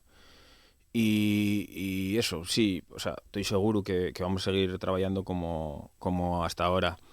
Los resultados son buenos, fuimos creciendo, bueno, agarrarnos una pandemia por el medio y demás, pero bueno, yo creo que el año pasado sacamos 7 libros, el anterior sacamos 5, anteriormente habíamos sacado 3, que vamos creciendo poco a poco y nada, yo creo que eso, que la idea es esa, poder sacar unos 6 libros al año más o menos y en la línea que estamos trabajando ahora. ¿Cómo ves el mundo editorial de Asturias? El fecho de, por ejemplo, hay años teníamos la idea de que el libro electrónico iba a acabar con papel, yo sé que non, anguaño la preocupación potar en cuanto a la inteligencia artificial, a la incidencia de las redes sociales, a que todo esto quite gusto por leer en papel. Mira, nosotros tenemos la suerte de estar al otro lado también. Nosotros tenemos una librería y puedo decirte que sí, mucha gente nos pregunta ahí, oye, pero ¿todavía se venden libros? Véndense. Y es que la gente, además que lee mucho, compra muchos libros. Porque además presta hielos en papel. Está claro que mucha gente tira de libro electrónico o que mezcla un poco uno con otro, porque pero véndese libros. Ahí que el fecho de tener un libro en la mano, de poder tocarlo, de poder olerlo, sí. cómo huelen los libros Eso, nuevos. Y una característica. Una cosa que presta sobremanera y eso entiendo que también el tu gusto como lector influye a la hora de decidir qué entra y qué no en la semilla xunta a Toño. Sí. A ver, obviamente nosotros allí trabajamos a demanda, como quien dice. Vale, quiero decir, esto al final tienen que salirnos unos números. Nosotros prestamos mucho, pero al final tienen que cuadrarles les cifras. Y lógicamente sí que, por ejemplo, tenemos un fondo grande de libros en asturiano, tenemos libros de infantil, bueno, de todo tipo de libros, pero también es verdad que, por ejemplo, damos un servicio que llegue prácticamente casi el libro que quieras, que esté en circulación, en un par de días podemos conseguirlo.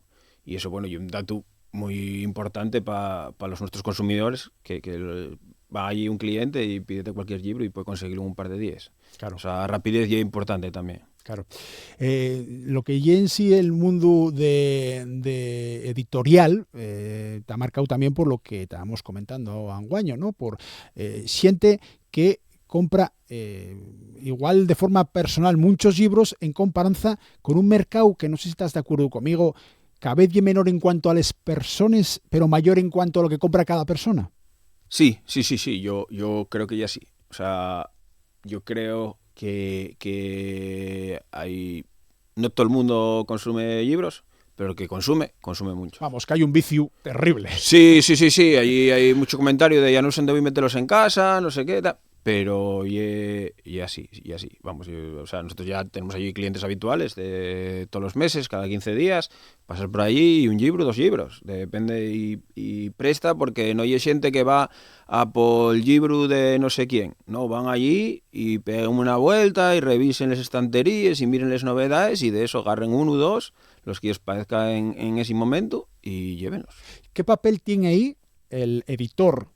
Librero, como es vuestro caso, aconselláis, la gente deseas aconsellar, pide consejo. A ver, el que llegue lector, es si va, mira los libros, ojea, mira un poco la contraportada y lee un poco a ver de qué va a ir la historia y escuelle. pero sí es verdad que hay un porcentaje aí grande de xente que llega e dice, oye, quería un libro para un neño de 9 años. E entón aí, si lle cosa al librero, pues que lleve un libro, que lleve outro, intentar acertar. Y presta mucho cuando vienen a lo mejor a los 15 días y dicen, oye, vaya bien, vaya como presto ese libro que llevé, pues, yo qué sé.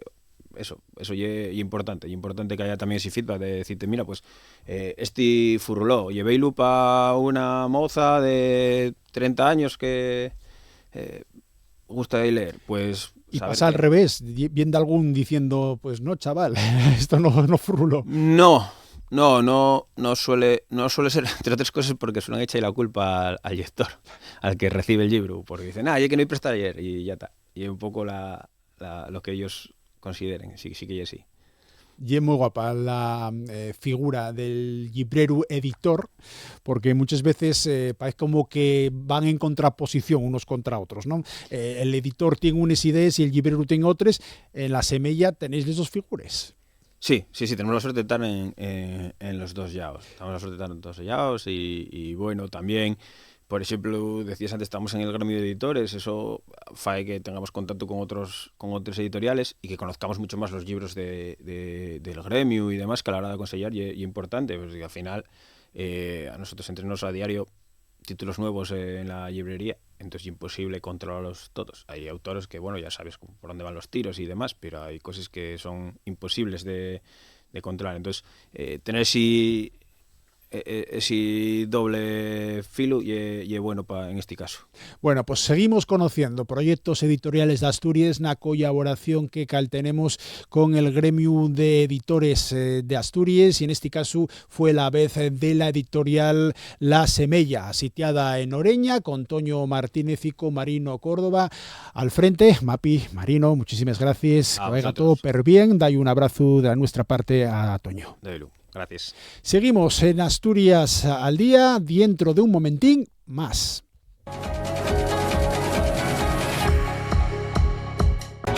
Con Amor Argüelles en la realización técnica llegamos a la tercera y última parte del Asturias al día de esta jornada de lunes, este día 19 de enero de 2026, hablándoles de una película que se estrena en cines en Los Embajadores Foncalada en Ubieu el próximo sábado. Es un trabajo de Cristina Rodríguez Paz y se llama Aunque seamos islas, una película de carretera, una road movie, en busca de las 6 últimas fareras de España.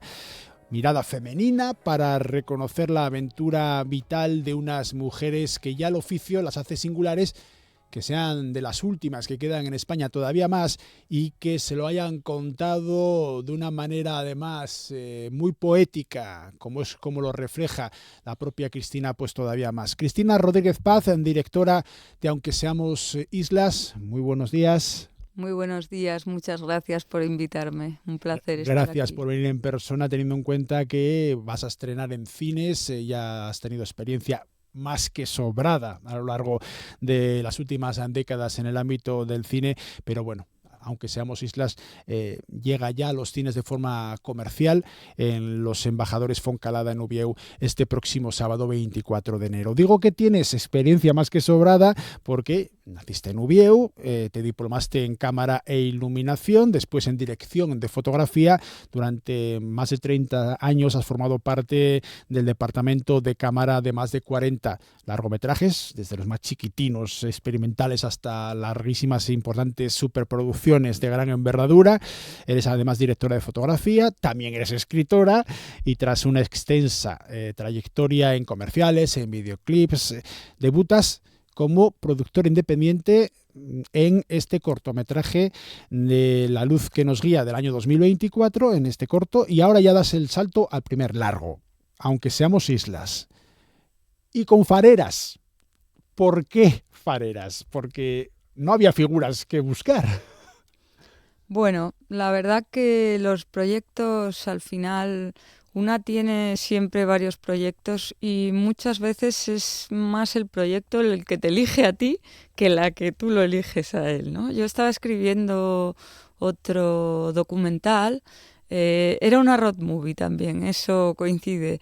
Cuando apareció un farero en mi vida y venía de la playa, de haber visto el faro de Ses Salines, y apareció una noche de verano Jaime Arenas en mi vida y nos pusimos a hablar de faros. Y así surgió, viendo unos vídeos también que había hecho la Autoridad Portuaria de Baleares sobre mujeres, con un poco de recopilación de la memoria. Bueno, pues Jaime me dio la pista y yo llegué a la conclusión de que hay muchas películas de fareros, hay mucho en la literatura sobre hombres fareros, y había muy poco sobre mujeres. Entonces, bueno, él me contó muchas cosas sobre el decreto de extinción, sobre eso explica por qué ha habido solo 26 profesionales en nuestro país, porque pudieron llegar muy tarde al puesto en 1969, cuando el puesto de técnicos de señales marítimas viene de finales del 19. Entonces, luego en el 92 hubo un decreto de extinción, con lo cual las mujeres tuvieron muy pocos años para poder opositar y eso explica muchas cosas. Entonces, bueno, pues como directora y directora de fotografía, a mí me interesaba poner la mirada en algo que nadie hubiera puesto antes. Claro, mujeres, vamos a citarlas como Mar Vidal, Elvira Pujol, Mercedes Aranceta, Margarita Peralta, Elena Aramendía y María Amelia González. ¿Podemos decir que son las 6 últimas fareras? No son las 6 últimas, son las 6 que yo conseguí, porque de hecho solo quedan actualmente 3 fareras en activo y solo una de ellas está en la película, Margarita Peralta. Las otras 2 que están en Machichaco y en Estaca de Bares no quisieron participar en la película. Entonces, digamos que Elena Aramendia y Mercedes Aranceta sí que son de las últimas fareras junto con Marga, pero Mar Vidal, Elvira Pujol y María González ya estaban jubiladas. 2 de ellas se fueron en la extinción y Elvira Pujol se fue cuando perdía el derecho a la vivienda en Creus y decidió cambiar de profesión porque para ella ya ser farera sin faro no tenía sentido porque lo veía como un binomio, ¿no? Farera, faro. Y una profesión que ella había elegido asociada a un estilo de vida. Entonces, perder el estilo de vida y convertirse en una farera que va de faro en faro y luego vuelve a su casa ya no le interesaba, ¿no? Vamos a escuchar el tráiler de Aunque seamos islas, de Cristina Rodríguez Paz, y luego te pregunto más cosas. Pues...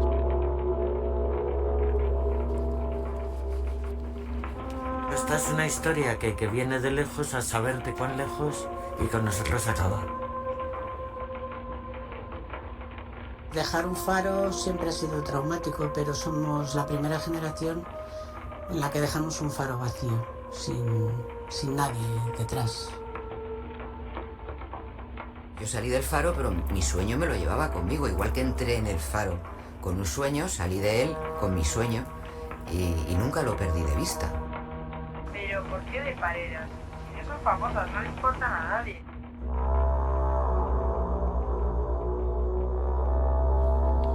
Pero ¿por qué de fareras si no son famosas? Eso no le importa a nadie, Cristina.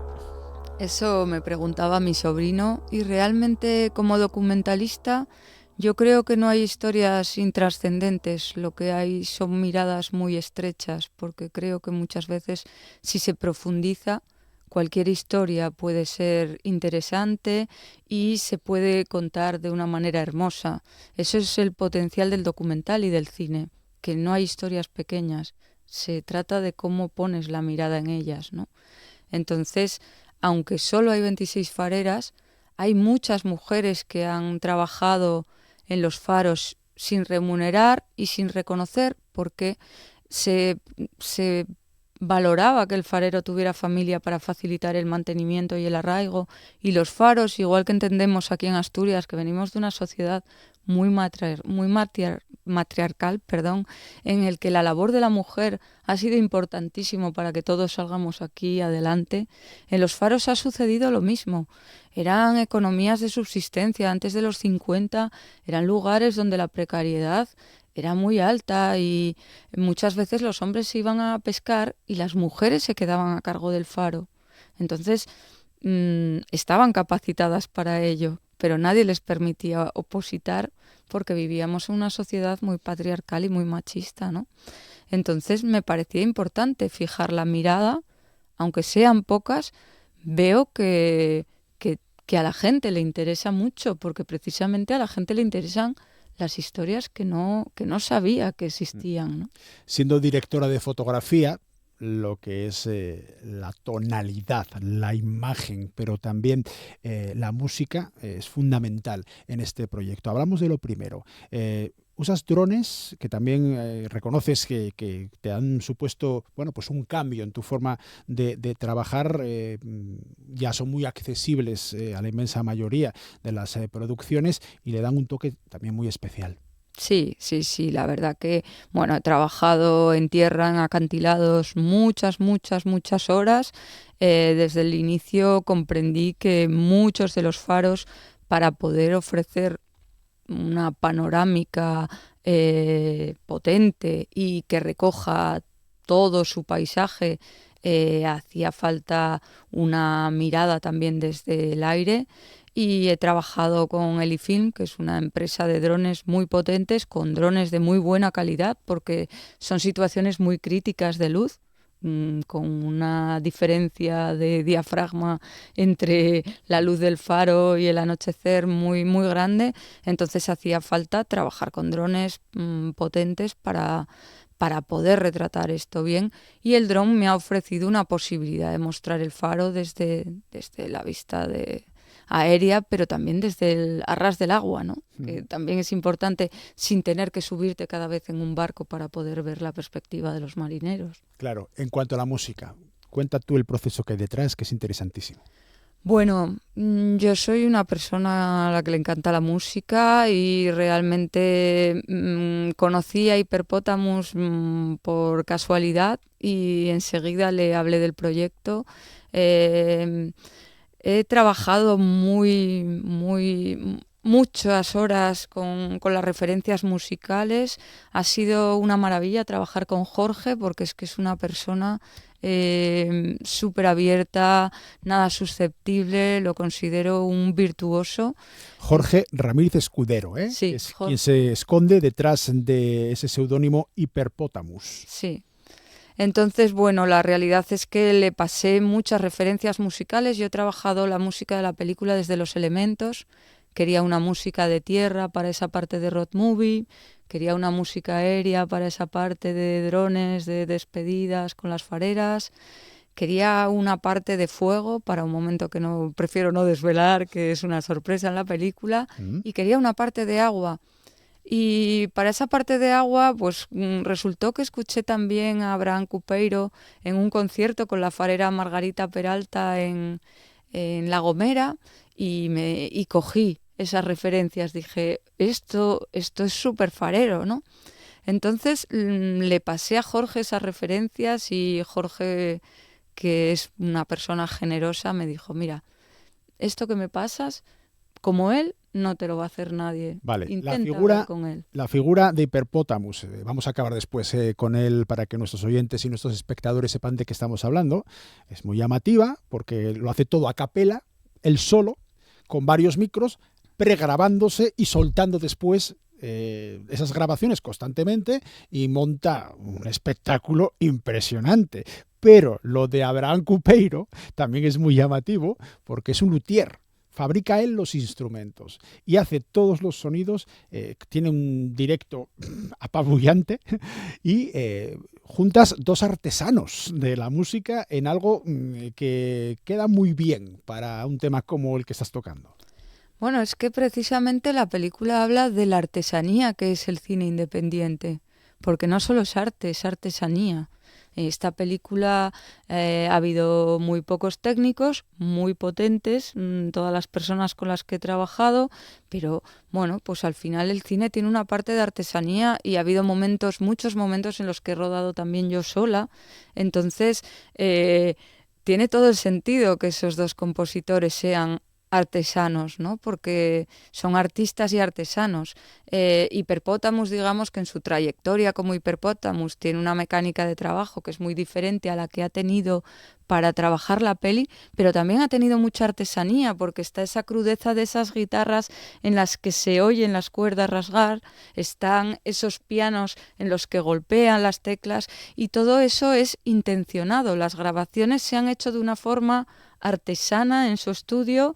En otros momentos puede trabajar con otras técnicas, y precisamente es esa la capacidad que les da a los dos, que para mí son los dos unos virtuosos de su trabajo. O sea, para mí no es que sean buenos, es que son virtuosos. Aunque seamos islas, se estructura en cuanto al tratamiento narrativo, podemos decir, supongo que estarás de acuerdo, Cristina, en 3 bloques. Vamos a ir hablando, si quieres, de cada uno de ellos. El primero es lo que es la road movie, en cuanto al viaje en sí, ¿no? La cineasta, tú vas conociendo a cada una de las fareras protagonistas. Sí. Sí. Se trabaja en 3 bloques. El inicio es un poco como... Y esos 3 bloques siempre va entrelazada la historia de la cineasta como cineasta y la historia de las protagonistas, ¿no? Entonces, en esos 3 bloques se refleja también desde lo que es el descubrir una historia, cómo te documentas, cómo la ruedas, cómo la editas y cómo ya la sueltas al mundo, a esa exhibición, ¿no? Entonces está el viaje a enterarse, que te caiga la historia de esas fareras, ir hacia ellas, y luego los impedimentos y cómo también acabas viéndolas a través de la pantalla de la edición, ¿no? Para luego poder continuar. Así que sí que tiene, yo creo que una estructura narrativa muy clara, muy trabajada en montaje. Han sido 2 años de montaje para llegar a ese guión, porque no ha sido fácil hilar las 2 historias y dimensionarlas de una manera. ¿Y qué importancia tuvo en todo eso la pandemia? El proceso en el que estamos confinados, tú te pilla prácticamente en medio de la producción. Esa reflexión, ese pozo que te da quedarte en casa, aunque evidentemente no parada, ¿cómo influyó? Hay partes de ficción dentro de la película. O sea, la película cuenta cosas que sucedieron, pero no todas exactamente las cuenta en el mismo lugar en el que sucedieron, ¿no? Entonces, la pandemia influyó en la película. El proceso de montaje no ha sido solo en la pandemia, pero bueno, pues influyó no solo en la película, sino en mí también, para darme cuenta en ese parón de que realmente hay que ir a por lo que una quiere, y que solamente perseguir los sueños y confiar y seguir trabajando es lo que hace que eso se pueda materializar. Entonces, para mí fue una lección importante. Sí que pasé la pandemia en las montañas. Las montañas, si no escuchaba a los medios, yo lo que veía era la vida, no la muerte. Veía terminar el invierno, llegar la primavera, la naturaleza, y eso fue para mí muy inspirador. Creo que la naturaleza está presente en la película, en mi imaginario y en cómo quiero vivir la vida, y fue determinante ese momento para el proyecto, aunque no sucediera exactamente como se muestra en la película. De pandemia a volcanes. La tercera parte de Aunque seamos islas se basa en la lucha por llegar al último testimonio, al de la farera más joven, y ahí te pilla el volcán de La Palma. Sí, digamos que lo que a veces en la vida parece que es un impedimento, pues se acaba convirtiendo en un regalo, ¿no? Se trata de buscar la vía, pues digamos, de esquivar la lava, ¿no? Así, en sentido metafórico. Entonces, bueno, yo tras mucho tiempo esperando por poder llegar a La Gomera, por cuestiones de financiación y por cuestiones de personales, de la farera y mías, conseguí viajar a La Gomera, y cuando estaba yendo al aeropuerto empezó a haber temblores de tierra, y después los temblores de tierra acabaron en una erupción, y después no quiero desvelar mucho más porque lo cuenta la película y no quiero hacer spoiler, pero al final fue un gran regalo, ¿no? Aunque tuvo muchas dificultades el momento. Cuando te estaba presentando, comentaba que va mucho más allá, sí, es que hace falta ir más allá. La figura de Cristina Rodríguez Paz como directora de Aunque seamos islas, en cuanto a la producción, en cuanto a la escritura del guión, pero además también tenemos una exposición que ha sido itinerante, que ha estado, entre otros sitios, en la antigua Rula de Sisión o en el Festival Internacional de Cine. Esa complementariedad de las dos partes, teniendo en cuenta que eres cineasta, también eres fotógrafa, eso influye mucho a la hora de decidir qué hacer con un proyecto de esas características. Sí, mira, hay cosas en la vida que aparecen por casualidad y al final son esenciales. Y la realidad es que el hecho de esta exposición apareció porque yo fui a pedir dinero, a pedir apoyo al Museo Marítimo de Mallorca, y al director le encantó la propuesta, pero me dijo: nosotros no podemos apoyar un documental, pero me parece que tienes una propuesta maravillosa, podríamos intentar hacer una exposición. Y yo en ese momento dije, venga. Y cuando me fui de allí iba pensando, soy una osada, porque yo nunca he sido curadora y nunca he comisariado una exposición, pero la realidad es que llevo toda mi vida viendo exposiciones y es algo que me encanta. Entonces dije, pues yo puedo. Y una vez más, buscar las personas adecuadas para que te acompañen es algo muy importante. Hablé con Carlos, mi diseñador, que trabaja en una cooperativa muy interesante que se llama Numax, y desde el inicio nos complementamos muy bien, empezamos a trabajar y creo que ha sido una conjunción también maravillosa.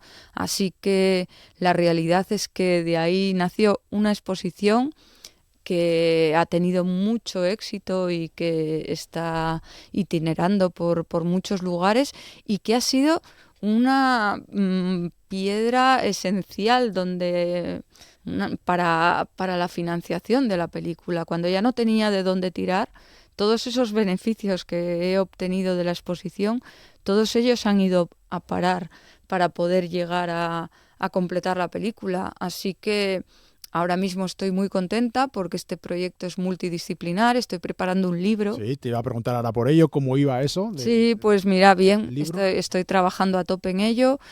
Puertos del Estado y el puerto de Gijón, varias autoridades portuarias, también el puerto de Santander, también están pensándolo en el puerto de Avilés y en muchas otras autoridades portuarias.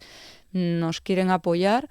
Entonces, bueno, estoy pensando en hacer un crowdfunding porque tanto la distribución internacional de la película como poder terminar el libro es costoso y estamos ahí renqueantes, pero creo que con la banda sonora, con el libro como recompensa, con fotos y con otras cuestiones, esto se va a terminar porque ya está trabajándose. Así que al final de este recorrido de 6 años, pues hay un cortometraje, un largometraje, una exposición, un libro y una banda sonora. Y creo que es para mí un orgullo y además muy grande, porque me doy cuenta de que en cada formato llegas al público de una manera. Hay personas que no van a ver la película, pero han ido a ver la exposición. Hay personas que no han visto la exposición, pero van a poder comprar el libro. Hay personas que van a escuchar la banda sonora en su casa. Bueno, creo que es una manera ideal de darle difusión al proyecto y también de conseguir darle vida, porque unas cosas han apoyado o van a apoyar a las otras. Y también una satisfacción personal. Entiendo un reto y un reto conseguido. Una muestra de tu valía que para encima lo estás desarrollando de una forma independiente. Que eso de la figura independiente, qué sé yo, el rock, o el pop indie o las pelis indie, hombre, lo tuyo sí es independencia. Sí, la verdad que yo no pretendía ser tan independiente. Intenté buscar ayudas públicas, intenté buscar una coproductora, pero las cosas no fueron saliendo bien porque a esa coproductora les desestimaron en el ICA porque llevaban mucho sin producir, y al final mi manera de financiarme ha sido siempre los apoyos de los puertos y de empresas que me han apoyado. Siempre me he dado cuenta de que se trata de no pedir por pedir. Siempre me he esforzado en dar el máximo a cambio y, creo que sí, me he demostrado a mí misma que puedo dirigir y producir, y que es más una cuestión de creer en ti, que creo que no había creído en mí lo suficiente y ahora esto sí que me da energía para seguir creyendo. Y para acabar, ¿qué papel tiene tu sobrino en todo esto? Escuchábamos la voz del chaval en el tráiler preguntándote que por qué de farera si eso no le importa a nadie.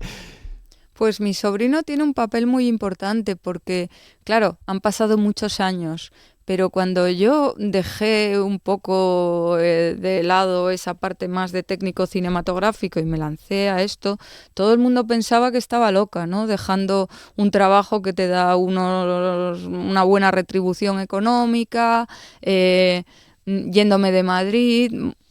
Y el niño, siempre que me veía, ahora ya no es un niño, es un adolescente, pero en aquel momento era un niño, y siempre que me veía me decía: Cristi, ¿cómo va tu peli? Cristi, yo quiero salir en tu peli. Y yo decía, pues vamos a tener que buscar mucho porque no sé cómo puedes salir tú en mi peli. Y pasaban los años y ya nadie me preguntaba, todo el mundo pensaba, yo creo, un poco que yo estaba un poco loca y que esto no tenía mucho futuro porque ha sido muy complicado. Pero el niño seguía preguntando, ¿y cómo va tu peli? Y siempre se acordaba y siempre quería seguir saliendo. Entonces al final me daba ideas que eran un poco peregrinas en el sentido de que no me encajaban. Él tenía ideas de cómo quería salir en la película y al final pues esto de construir la película como a modo de una carta testimonio para él me pareció hermoso y me pareció que le ponía dentro de la película como él quería, y creo que se lo merece porque fue la persona que inconscientemente más me apoyaba mostrando ese interés por lo que yo hacía. Qué guapo. Cristina Rodríguez Paz es directora de Aunque seamos islas. Se estrena de forma comercial en los cines Embajadores Foncalada en Ubieu este sábado, este 24 de enero. Cristina, enhorabuena.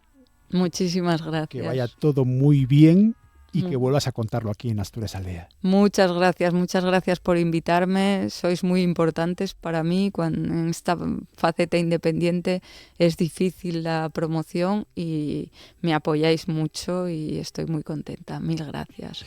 Pues con Cristina, con Aunque seamos islas, vamos a finalizar el Asturias al Día de esta jornada de lunes. Disfruten todo lo que puedan de lo que queda de día o todo lo que les dejen.